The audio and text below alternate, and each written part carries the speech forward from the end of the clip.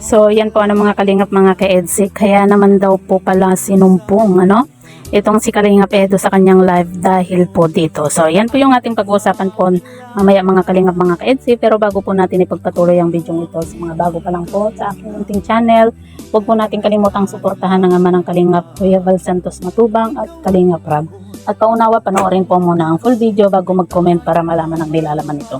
So dito nga po mga kalingap mga ka-EDSI, pag-uusapan po natin yung nakaraang live nga po ni Kalingap Edo na kung saan ay pinag-usapan nga po ng mga ibang viewers na kung bakit ganun na lang po yung inasta nga po ni Kalingap Edo sa isang viewers nga po na nagtanong patungkol nga po dito kay Beyonce. At dito nga po mga kalingap mga ka-EDSI, usap-usapan nga po yung naging sagot nga po ni Kalingap Edo sa isang viewers nga po na kung saan tinanong niya itong si Beyonce, at ang nagisagot nga po ni Kalingap Edo dito nga po hindi daw po niya alam kung nasaan po itong si Beyonce at hindi pa daw po niya ito asawa para siya po yung tanungin ng tanungin. So yan po mga kalingap mga ka-EDSI, ito po pala ang dahilan po kung bakit nga ba ganun yung naging sagot nga po siguro ni Kalingap Edo, kasi sabi nga po ng karamihan na itong si Kalingap Edo daw po ay may topak.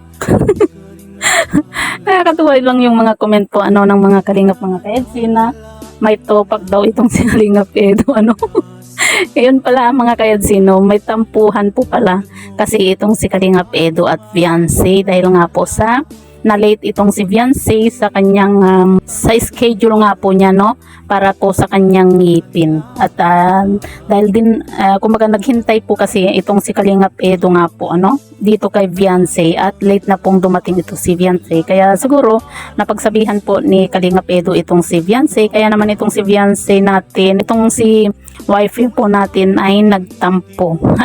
Nakakatuwa mga kalingap mga ka-EDSI kasi dito po sa tampuhang ito, masasabi po natin na malalim na po yung kanilang samahan. Sabagay mga kalingap mga ka-EDSI, lahat naman po tayo tinutupak, di ba? Lalo na dito po kay Kalingap Edo na may tampuhan po pala sila ni Beyonce, kaya siguro ganun na lang po yung naging sagot nga po niya. Pero yun nga po mga kalingap mga ka-EDSI, marami nga po ang nagsasabi na kahit sana may topak itong si Kalingap Edo, may sumpong, yung ganyan, sana naging mahinahon na lang din po daw sana yung kumbaga yung pagsagot nga po niya dito nga po sa nagtatanong dito kay Beyonce. Pero yung iba naman po mga kalingap mga ka-EDSI, naiintindihan naman po nila itong si Kalingap Edo at sinasabi nga po na wala naman daw pong masama sa isinagot nga po ni Kalingap Edo. Kayo po mga kalingap mga ka-EDSI, ano po yung masasabi niyo sa video ito?